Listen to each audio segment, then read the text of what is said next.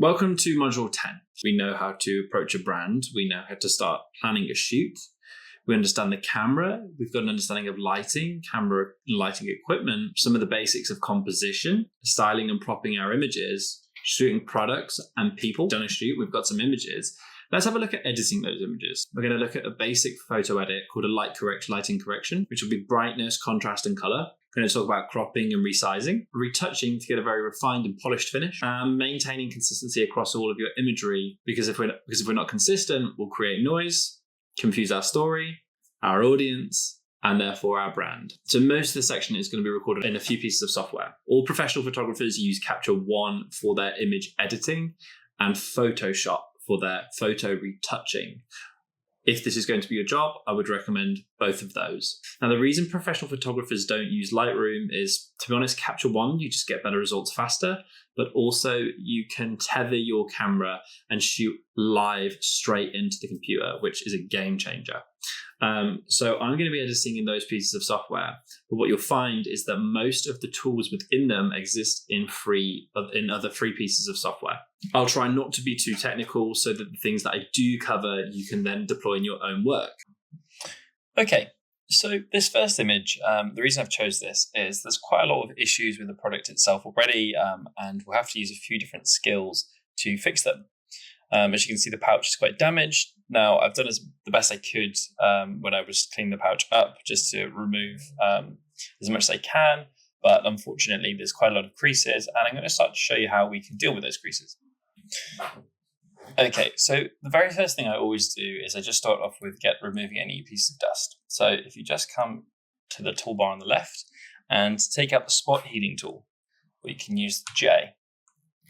And then I'll scroll in and I'll just find those really basic ones that are very, very small.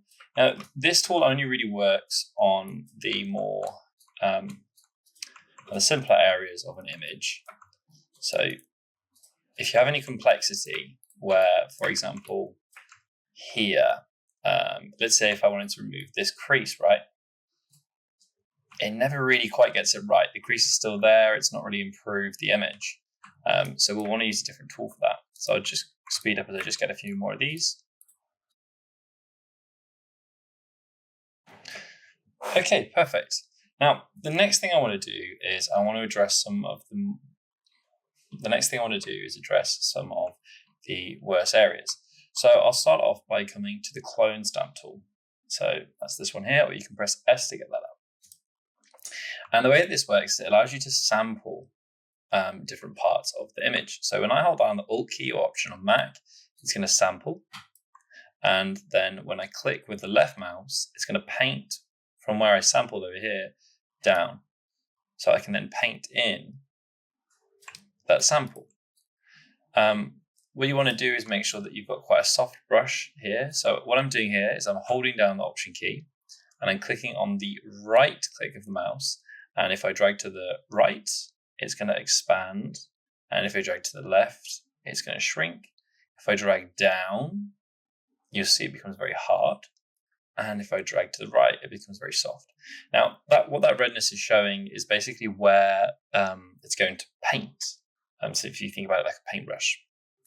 And where it's quite soft and you see it's a very unrefined edge, it's going to paint with a lower opacity, and that'll allow us to sort of feather things in and hide the fact that we've actually painted. So it's not so noticeable like that, but if I was to pick a really hard brush like this and paint, you can obviously see the lines of where we've sampled. So what I'm going to do here is I'm just going to go ahead and I'm going to quickly speed up again just to get through this part of the section.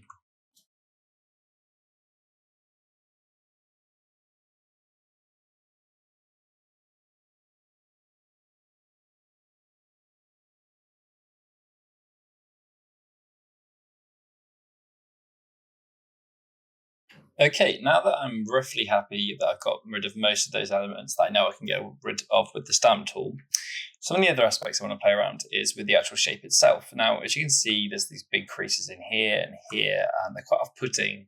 So what I want to do is I'm going to do what's called liquefy. So I'm going to select the image, make sure it's selected. I'm going to come to filter. I'm going to hit convert for smart filters. Now, what that does is that enables us to make filter adjustments that aren't baked in. So if we want, we can turn them off or we can edit them again later. Whereas if I don't do this, what happens is the image is all of the filters bake in and then we can't undo them easily. And once I've done that, I'm going to come down to here, liquify, and it's going to bring up a new window. And what I want to do here is I want to take this to the top. This is called forward warp. And the way that forward warp works is if I just push, I can drag the image around. Now, obviously, that is not what we want. So what we're looking for is this aspect here, where there's a bit of a curve. And, I'm not really a huge fan of that. I think some of that shape is good. It's true to the product itself, but it's too much. It's too much. So I want to get my brush size to be about what the actual problem itself is. And what I want to do is make sure I don't pull this here, this orange. I just want to make sure I'm only really pulling the actual aspect that I'm trying to affect. And as I'm pulling it out, you'll notice I'm probably getting bits that I don't necessarily want, and that's perfectly fine. It's normal because we can just push those back in. Okay, I'm just roughly happy with that. It's not perfect, but what I do next is I come to the smooth tool. And what this is going to do is this is just going to clean up that edge a little bit for us. Just a little bit. Okay, I'm just going to quickly return to that forward warp tool and just tidy up these areas here. Just right. So I'm much happier with that than I was before. So I can just press restore all and you can see the difference that's made. And then again, I'm just going to address this bit down here. Now I'm not going to go too heavy on this. Just going to pull it over like this, just slightly, just straightening it up. And then finally I'll have a look at the top. That's all pretty good. Just going to push that in slightly there, touch in here. Ooh, don't do that. Yeah, overall I'm quite happy with that. That looks good to me. The overall shape of the product's good. Now, obviously, there's still quite a bit that we actually want to address. This section here is quite ugly. This down here is quite problematic. There's a few more bits here. So what I'll do is I'm going to hit OK, and that's going to commit that change. So if you just want to see what they looked like before, that's the before, that's the after. It's subtle, but it's just a bit cleaner. And all these little subtle adjustments gets us to that sort of perfect look that we're looking for. Now, next aspect for me is I'm actually going to go ahead and select the remove tool. Now, the remove tool is an AI tool. And in order to use the remove tool, we can only use it on a rasterized layer. So we can't use it on our smart layer. So what I'll do is I'll just copy this image. So I can come down to, duplicate this. Just there, duplicate layer. There we go. And that's going to have, so we've got that old image saved. And then what I'm going to do is I'm just going to group that and then flatten it, and that rasterizes it. So I'm going to insert this single image into group here and press Control and E. So group that, make sure the image is in the group, select the group and press Control E, and that'll flatten it. So now I can actually use the remove tool here. So I'm going to pick some of these worst areas and I'm just going to hit remove on those. Now, this is actually a new tool and it's an AI driven tool. And it's really good for this sort of more complicated things. I don't use it for everything, and you'll see why in a moment's time. The truth is, it's just a lot slower, just because it takes some time to actually generate. And that does really hold us back. But it is good for these particularly bad areas. I think some people probably frown on the use of this.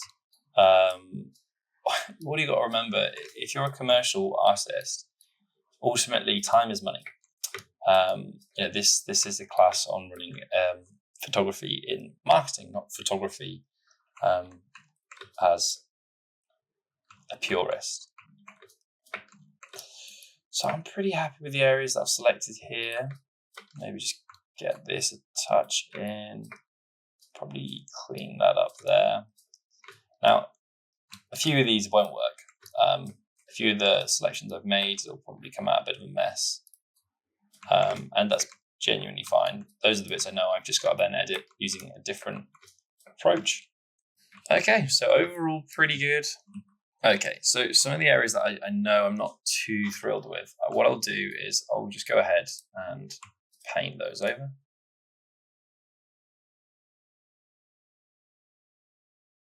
Okay, brilliant. Now, there's a few glaring issues with this. I'm probably going to accept this here, and I may accept a little bit of this here, but this is too problematic. I have to do something about this. So I'm going to go ahead and get my pen tool out. Now, the way the pen tool works is you can draw 2 points, add in another point, for example, and if you click Control, you can get the point selection tool up. You're holding Control, and you can create some curves. Alternatively, when you've got your first point down, you can click and drag in those curves. And if you press space, you can move that point around. Let go of space, you move the curve. Press space, move the point around, let go, move the curve. These handles that you can see on the edge there, what they are, the further away they are, the more exaggerated the curve is. And so I want it about here. And I can also select those handles individually. So again, pressing Control. So at the moment we're on the point tool, now we're on the point selection tool. And pressing Control, I can just affect those individual curves. Make sure they're all as I wish. So I'll just bring that in there, I think.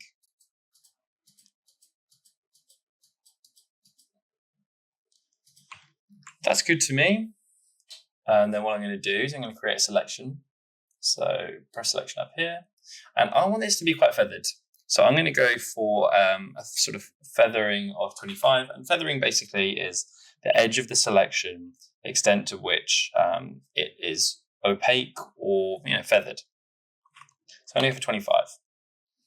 And what I'll do is there's two options here. Number one could be to do generative fill. So I'll just show you what that looks like.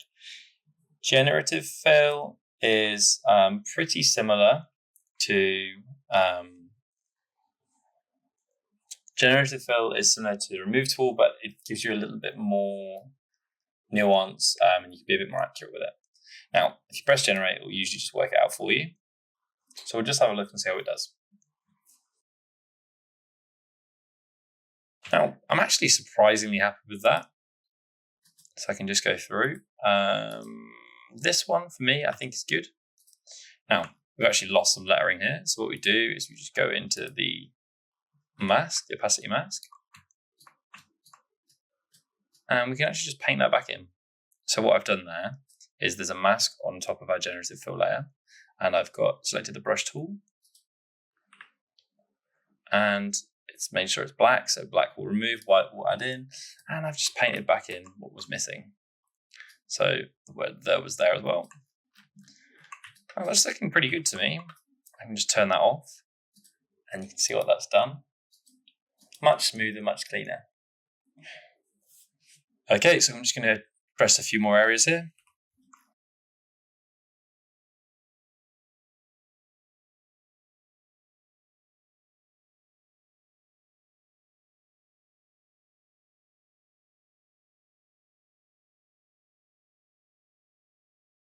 Okay, now I'm mostly happy with this.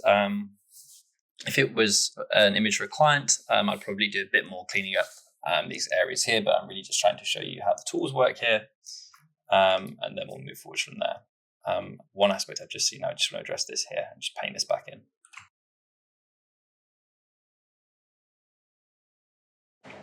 Now, that's the benefit of keeping that other image in, is you can then paint back in wherever there's errors. So I'm just going to duplicate that again and throw that down the bottom. Okay, so what I'll do again is I'm just going to flatten those two top images and then maintain this image here at the bottom. And the next thing I want to do for this image, I've got an idea of style in mind. Now, what I did was I shot another image similar to this one, but I sampled that which I used because I'm going to sample shadow from it. So I'm just going to bring that in now.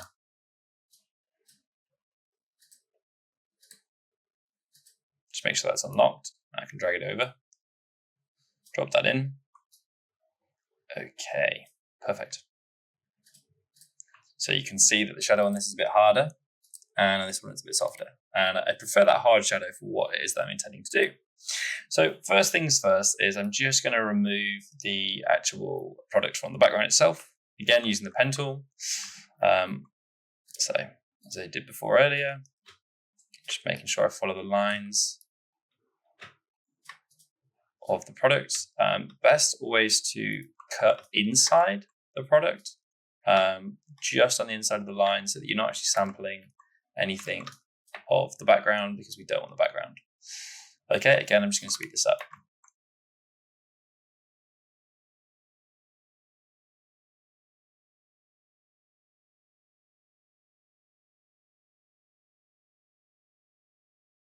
Okay, perfect. So that's complete. What I'm going to do again is I'm just going to turn the path into a selection. And for this time, I want there to be a hard edge. So I'm just going to hit 0 and enter. And that's what I'm going to do. Now I've got that selection. What I'm going to do is I'm just going to come down to here. This button here is going to add a layer mask. And that mask will remove anything that's selected. So that's the background gone. So now I've got what I want, the product on its own. And I'm just going to bring in that shadow. I'll pull that below. And let's try and line those up roughly. Good. And I just want to play around with that shadow actually a little bit. I just want to make sure that that shadow aligns nicely with the product. So what I'll do is, this is the shadow layer here at the bottom. I'm just going to, again, go into the liquify. I don't need to, just in this scenario, use the smart filters. So I'm just going to go straight into liquify. And I literally, just all I want to do here is make that shadow so it aligns better with the product. So I just want it a bit cleaner. Just a bit smoother.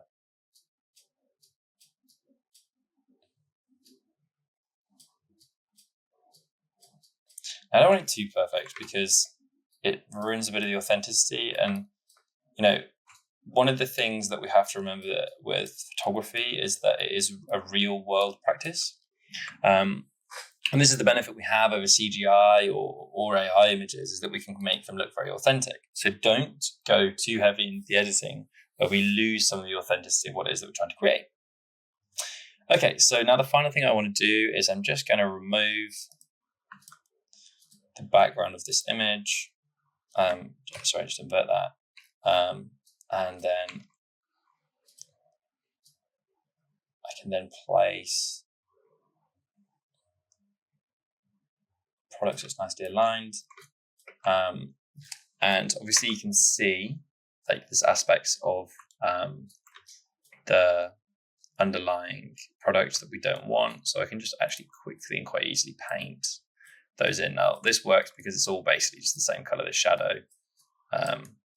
If I come down here, it's much, much easier. And all I'm trying to do is just get rid of the underlying area here. Don't want that. Now, what a lot of people would do in this scenario is they would actually just paint in a fake shadow. I don't like this. I think it doesn't look very real. So what I do is I use a separate image for the shadow. I could have used the shadow from the other product, but I just didn't. I didn't really like the hard lighting falling on the pouch, but I didn't want the soft lighting shadow. Again, just making sure that's all clean, gone. This bit here is going to be a bit more complicated, but I can do it.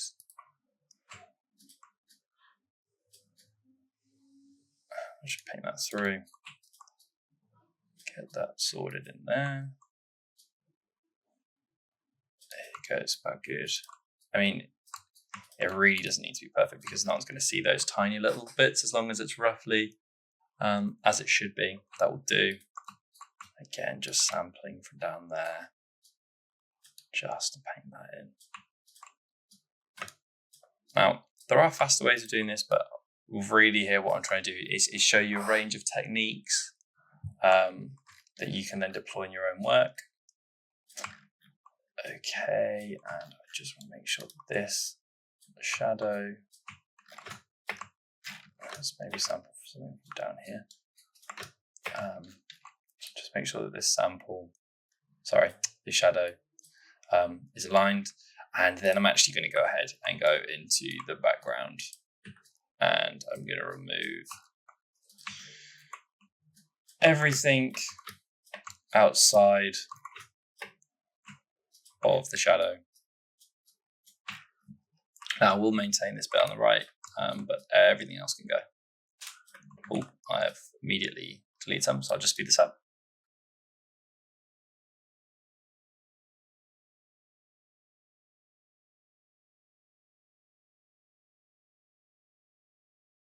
Okay, it really doesn't have to be perfect, but what's important is that the colors are relatively similar, so that this grey, and also that we don't cut into the shadow itself much.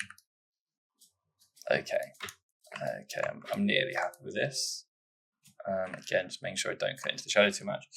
Now, what I'm then going to do is I'm then going to add a solid color. So if you come down here to the adjustments, click on solid color, just black for now, drag that down to the bottom, and what I'll do is I'm going to sample this grey. Now you can see it's basically disappeared, right? That's a perfectly clean background. And then the final aspect for me that I want to do here before we're nearly finished is to take the path that we created earlier, and that path is perfectly around the product. And what I'll do is if I just click that path there and I come down to the bottom here where I've got that selection, that's going to select everything outside of the product. So that's the shadow. It's the most important thing. Come back into the layers, and I'm then going to add just below the product and above the shadow, that's vital, another solid color layer.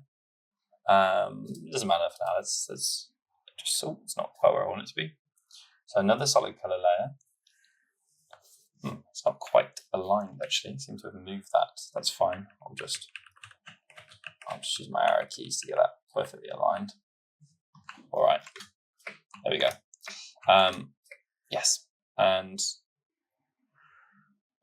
so that's currently only, as you can see there, it's white, whereas it needs to be black on the product and white in the background. So if I've just selected that, that's the mask, and I'm going to hit Control and I, that inverts it. There you go. Now, the final thing I want to do here is I'm going to change this color to a sampled color from the background, from the product itself. So a blue. Now, you're thinking, all right, nice good work, but where's your shadow gone? So there's a couple ways we can get it back, and it's by changing the blending styles here on the left. Now, I can use, for example, multiply.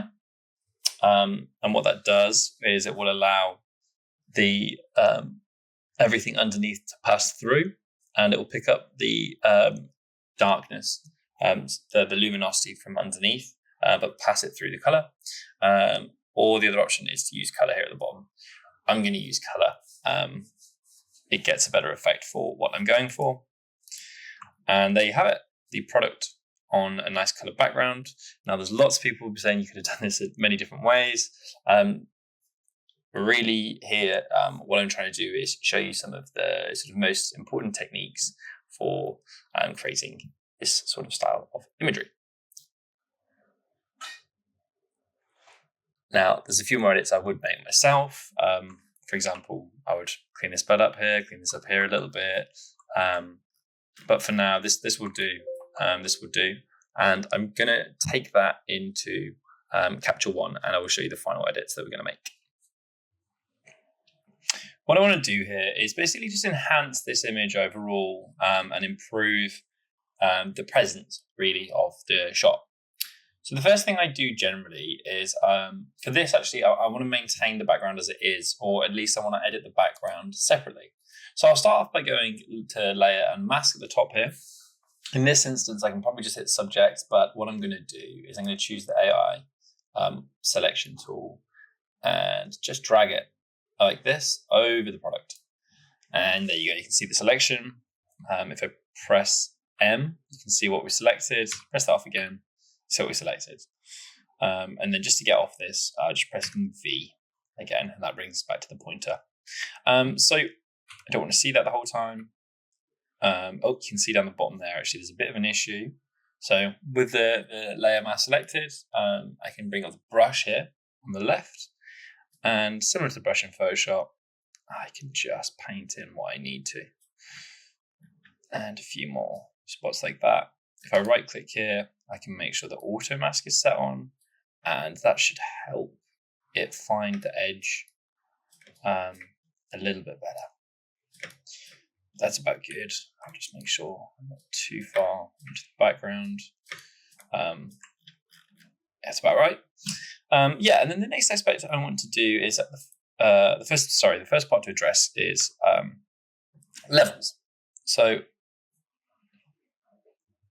I'll usually focus on midtones first. So this here will allow you to control the midtones. So push to the left, that'll brighten it. Push to the right, that'll darken it. So what I want here is just to brighten it slightly, I think. Yeah, I think brighten slightly. And then look at the darker areas. So I'll just pull those in. And that gives us a nice bit more contrast in there. That looks good to me. And then the next thing I want to address is the whites. For me, I prefer to do that here in the high dynamic range tab, just because I feel like it targets the white areas a little bit better than the other two. Yeah, there we go. And we're starting to get a nice bit of contrast in there, and we're getting a bit of pop here. Now, the next thing I'm going to have a look at generally is the saturation. Now, when it comes to saturation, there's two ways you can do it. You can do everything at once, or alternatively, what you can do is we can do advanced. Targeted. So we can go into the color editor tab here. Didn't mean to open that curves. And we can either pick the colors. So obviously you can see some orange in there. So click on orange, and I can boost those oranges up or bring them right down. For me, what I want to do is I want to get those colors specifically though. So I'll go into the advanced tab. I'll take this eyedropper tool, and I'm going to target the colors that I actually want to address. So I'm actually happy with the level of blue saturation, but not with the saturation of the other areas. So I'm going to hit that purple, just brighten it up a bit, not too much, and maybe have a look at the darkness of it. Yeah, that's about nice to me. And then with that eyedropper tool selected, I can get those yellows. And it's picking up those oranges as well, and that's okay. I actually want to do both of those at once.